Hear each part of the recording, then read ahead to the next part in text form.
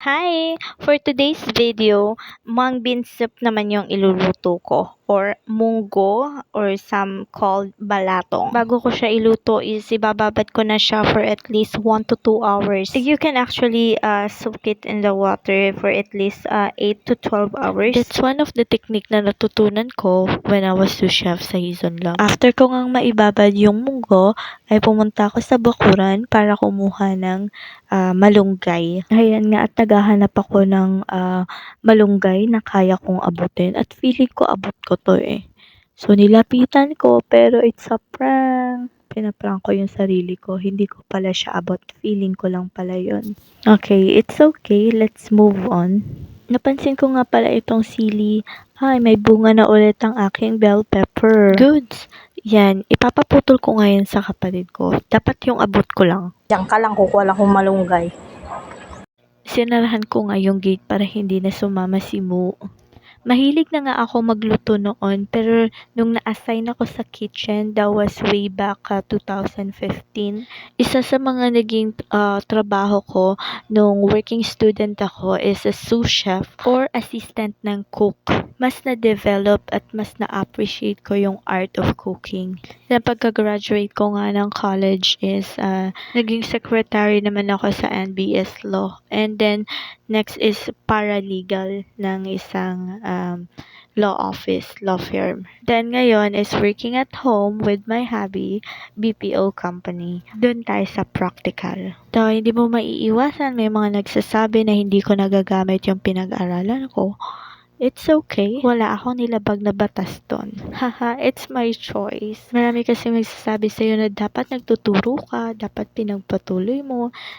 Graduate nga pala ako ng Bachelor of Secondary Education. Same as my husband. Ayan, tapos na tayo sa quick background ko. Now, going back dito sa niluluto ko, I have here the malunggay, dahon ng ampalaya, at ito nga pala yung pang barbecue. Dumating yung kapatid ko galing sa palengke.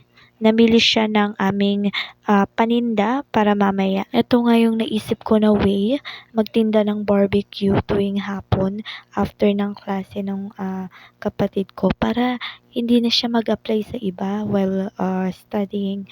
Gusto niya kasi magtrabaho, gusto ko naman mag-focus siya sa study niya. Kaya ito na lang, magtinda siya ng barbecue after ng klase niya. So, dito na kinukuha yung baon niya and malaking tulong na rin to para sa tuition niya. Ito namang pagbo-barbecue is may nag-guide sa akin noon. Sa province is nagtitinda na talaga kami ng barbecue with my friend na taga Baruyan. At hanggang ngayon is na-apply ko pa yung mga natutunan ko. Ito nga pala, chicken backbone ulit is para sa pagigis ako ng munggo. Kinat ko nga lang yan at after nun, huhugasan, then lalagyan ko ng salt to taste. Tapos yung natira, ilalagay ko na ulit sa freezer kasi para sa mga susunod kong lulutuin.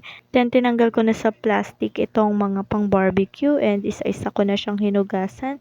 I have here the isaw, ulo ng manok at yung laman. Kapag weekdays is hindi kompleto yung barbecue namin. We don't have tenga ng baboy, atay, balun-balunan and Betamax. Minsan meron kapag may nagre-request pero madalas kasi wala namang naghahanap at pinapaubos namin itong paninda namin. Mas okay kasi kung talagang everyday fresh yung tinda. At dahil na nasa subdivision kami, konti pa lang din yung mga tao dito kasi yung iba mga ginagawa pa lang yung mga bahay nila. Kaya maliit lang or konti lang yung mga customers namin. Wala naman kasing papasok na mga taga-labas or hindi mga taga rito. Then ayan na, tinimplahan ko na itong pork barbecue. Then set aside ko muna. The more na matagal na nakamarinate yung pork barbecue, mas malasa at mas masarap siya. Tapos ni-ready ko na rin yung pagpapakuluan ng isaw. At syempre, hindi natin kakalimutan yung nakababad na munggo. Ayan nga at sinimulan ko ng pakuluan yung munggo. At dito naman sa kabila is inaasikaso ko na yung sa isaw. Pakukuluan ko lang yan siya dyan. Mabilis lang to, isang kulo kasi hindi siya pwedeng ma-overcook dahil pwede siyang madurog at mahihirapan ng ituwog. Hindi rin maganda yung magiging lasa niya and texture. At dito nga sa pinaglagaan ko ng isaw ng manok, yan is meron na siyang suka. Diyan ko na rin inadobo yung ulo ng manok. Ang dinagdag ko na nga lang dun sa ulo ng manok is whole black pepper and soy sauce. Then set aside kapag luto na. And then kumuha ako ng malinis na kawali, nilagyan ko ng mantika para isangkot siya ko na itong para sa munggo. Hi vlog! Ito nga dumating na yung kapatid ko at saka si tatay, hindi ko na-expect na mabilis lang pala sila dun sa lakad nila. Hindi pa ako tapos magluto. Pero patapos na rin, ito fast forward ko na. Sana all na may fast forward. Well, ayan na nga. Tapos na.